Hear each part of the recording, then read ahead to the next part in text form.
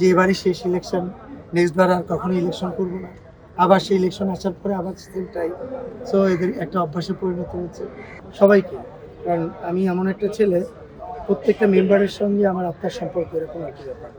তো সেক্ষেত্রে আমার লাইফ থেকে একটা মানুষ চলে যাওয়া মানে আমার লাইফ থেকে একটা ভালোবাসার মানুষ, একটা দোয়া দেওয়ার মানুষ, একটা হ্যান্ডস আমার লাইফ থেকে চলে যাওয়া। আমি তাদেরকে অনেক বেশি মিস করবো, যাদেরকে আমরা হারিয়েছি। তাদের জন্য অনেক বেশি শ্রদ্ধা, অনেক বেশি ভালোবাসা, অনেক বেশি সম্মান।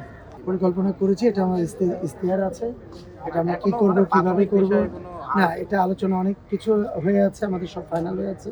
বাট আমরা আমাদের ইশতেহারগুলো আমরা নির্বাচনের আগে জানাবো। ভাই যারা আবেদন করেছিল তাদের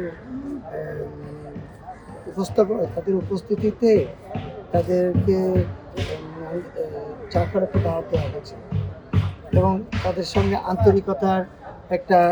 আন্তরিকতার ভাগাভাগির জন্য একটা দিন সিলেকশন করা হয়েছিল। আমরা যারা কার্যনির্বাহী পরিষদের সদস্য যারা ছিলেন তারা এরকম কোনো মানে কী বলবো ফর্ম তাদের হাতে আসে পৌঁছায়নি এবং তারা দেখেও না, তারা জানেও না এই টাইপের কেউ লোক কেউ অ্যাপ্লিকেশন করছে কি না। এটা হয়তো মিথ্যা, নির্বাচনটাকে অন্যদিকে প্রলোভিত করার জন্য কিছু লোক আমাদের পিছনে লেগেছে। তারা চাচ্ছে নির্বাচনটা যাতে না হোক, সেই জন্য তারা গেম খেলার চেষ্টা করছে। যে আমি ওনাকে চিনি না ভালোভাবে, ওরকম লোক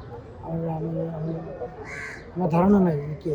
তা যাই হোক, উনি উস্কায় দিচ্ছে, এরকম তো হাজারো মানুষ উস্কায় দেবে। এখন যাকে উস্কায় দিচ্ছে তারও বিবেক থাকা উচিত যে সে শিল্পী সমিতি ফর্মই কেনে নেয়, সে সদস্য পদ করতে গেলে ফর্মের চাওয়াতে সময় পার হয়ে যায়নি। এবার হয়নি, নেক্সট বার হবে। আমাদের শিল্পী সমিতির কনস্টিটিউশনে যারা পারফেক্ট তাদের সবাইকে মেম্বার করা হবে। উনি অ্যাপ্লিকেশন করলে উনি মেম্বার হয়ে যাবে। যিনি শিল্পী সমিতি ক্যাবিনেট যদি মনে করে যে উনি যোগ্য, তাহলে অবশ্যই ওনাকে দেবে। তাহলে মিথ্যা একটা জিনিসকে নিয়ে এইভাবে উস্কানিমূলক আবার ভাইরালের আবার নতুন চিন্তাভাবনা, নতুনভাবে অডিও ফাঁস, এগুলো আমি আসলে কোনো গুরুত্ব সহকারে দেখছি না। আমি আমার সব কিছুতেই ওর সমর্থন থাকে, সবসময় ভালোবাসা থাকে, মানে সবসময় সমর্থন দিয়ে আমাকে কাজে পাঠায়। তা চিরাচরিতভাবে শিল্পী সমিতির নির্বাচনটাও আমি অনেক আগে থেকেই করে আসছি। সো এটা পরিবারের কাছে একটা অভ্যাসের মতো হয়ে গেছে। সবাই হাজারবার নিষেধ করলেও জানি যে আমি শুনবো না। সে আবার যতবার তাদেরকে কথা দিই যে এবারই শেষ ইলেকশন, নেক্সট বার আর কখনো ইলেকশন করবো না। আবার সেই ইলেকশন আসার পরে আবার সেমটাই। সো এদের একটা অভ্যাসে পরিণত হচ্ছে। সবাই সাপোর্ট দিচ্ছে আমাকে।